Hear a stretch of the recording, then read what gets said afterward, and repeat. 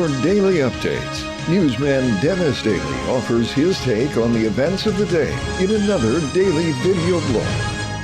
Hi, and thanks again, everybody. We're at another one of my favorite spots in the middle of the Mojave Desert. I've done a lot of reports from the middle of the Mojave Desert because it has an awfully big middle. Out here are some incredible rock formations. As a matter of fact, a couple from Germany had just stopped to take photos. Sometimes geologists get to see things like this close up because the earth moves. There's an upthrust or heavy erosion.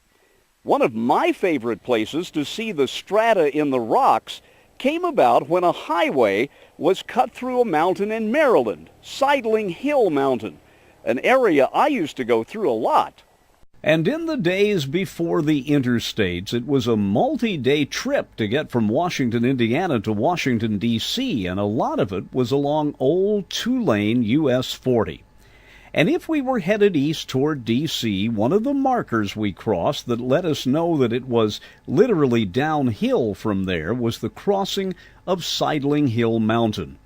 The mountain is a ridge that runs diagonally as part of the Appalachian chain. It was always a barrier to travel from the earliest days of westward migration. When the Pennsylvania Turnpike was built in the late 30s, they tunneled through Sidling Hill. It was the longest of the turnpike tunnels at nearly 7,000 feet. US 40, the road we use, didn't go through the ridge. It went up one side and down the other with a sharp turn at the top. Now, as we see in this modern-day photograph, the original turn was sharper than the sweeping turn that was built in the late 50s. Dr. Daniel Murphy is a longtime mayor of the nearby city of Hancock, Maryland. He says from his earliest memories, Sidling Hill was an obstacle to transportation, and he remembers the excitement that spread through the area when it was announced that an easier crossing was going to be built. And I can remember a bit of excitement that came with the idea of a new road because the old access was always difficult if you got behind tractor trailers and so forth. And at that time, there was enthusiasm about the new road, but I don't know that anybody had a full concept of what impact on the environment and the look of the local terrain would happen and the magnitude of the cut was going to be. And after years of engineering and construction, the new Sidling Hill Passage was finished. It wasn't a tunnel.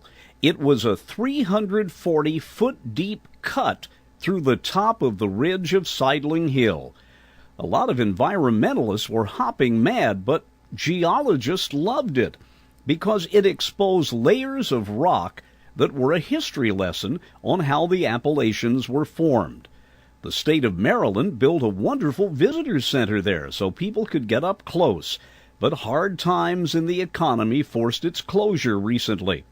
Mayor Murphy says the city of Hancock stepped in to preserve the geological heritage of Sidling Hill. So we ask as a town, let's try to not make this a total nightmare for tourism and everything. How about letting us bring the visitor center off the mountain and still have some remnant of that piece of information and history and geology and so forth in our little community, and it would be an asset for our town, and we were lucky enough to do that. Dan, you know, if this were 50 years ago, somebody like Howard Johnson's would step in and turn it into a restaurant with an observation deck. That was actually discussed. Could somebody run a commercial venture out of there? And what a place, what a view. If you remember, it's a heck of a view.